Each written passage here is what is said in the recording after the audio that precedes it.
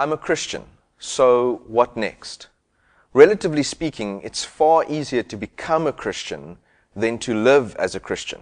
And I've seen people generally fall into one of two extremes. On the one side, they start to follow a strict set of rules to control their life. And when you go down that extreme, you fall into something that the Bible calls dead works. And we'll do a video on that sometime. And the other extreme, you simply carry on living exactly the way you did before. And you don't make any change to your lifestyle. And what eventually happens is you just become more and more enslaved and snared in the things in which you were set free from in the first place. So the question then is, how should I live as a Christian?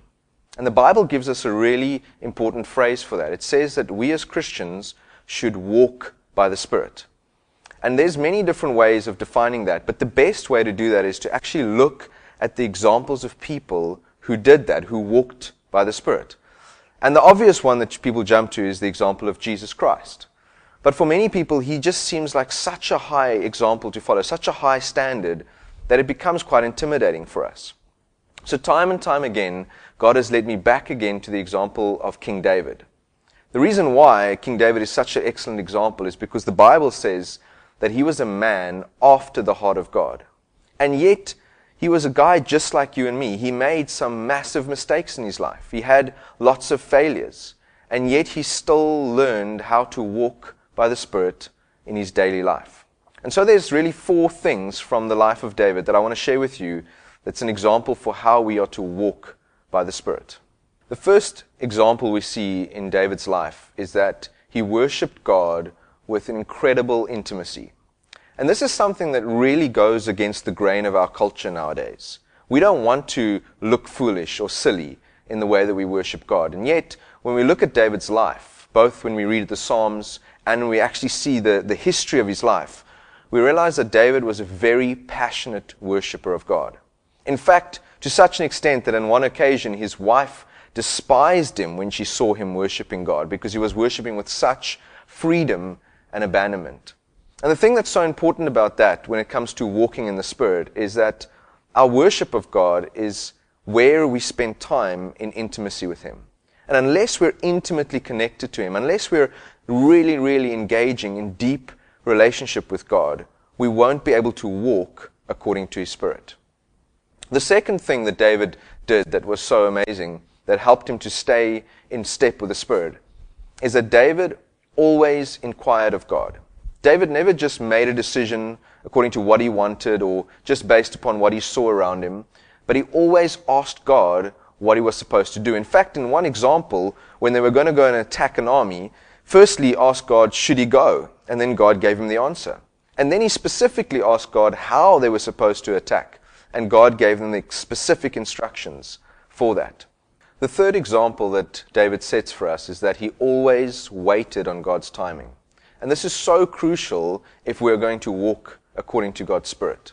We live in a society where we want everything right now, and it's so difficult to be patient. And yet, walking in the Spirit means waiting on the time that God has set for the things that He wants to do in your life. And David was anointed as king as a young boy, yet many years passed between that time and the time he actually became king. And some of the hardest years of his life. In fact, to the point where the current king, King Saul, was trying to kill David. And then we find these amazing things happen in David's life, where twice he has the opportunity right in front of him to kill King Saul and take the kingdom by force. And yet twice David refuses to do that because he knows that it's not God's timing. And that's an amazing example of what it means to walk in the Spirit. To walk in touch with God is to wait for God's timing for the things in your life. And the fourth example that we receive from David's life is that David was always more concerned about building God's kingdom than building David's own kingdom. And even at the height of his powers, when everything was going his way, David was more concerned about seeing a temple built for God than his own palaces extended.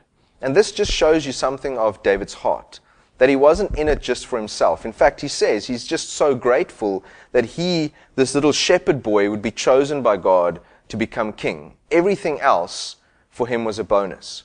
And that shows you something of David's heart and the way that he lived in relationship with God is that he always put God's kingdom first. And this is so important for us if we're going to walk in step with the Spirit. Because the Spirit of God is always going to be building God's kingdom. And if we are busy doing our own thing, building our own kingdom, extending our own lives and our own power and the things that are important only to us, we're going to very quickly go out of step with the Spirit of God.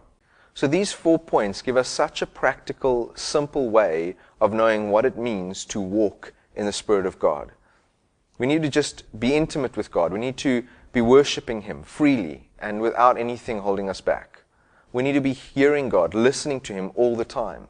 We need to be waiting for God's timing for things instead of rushing ahead with our own timing. And lastly, and almost maybe most importantly, we need to put God's kingdom ahead of our own plans. And if we do these 4 things consistently, we will easily stay in step with the Spirit of God.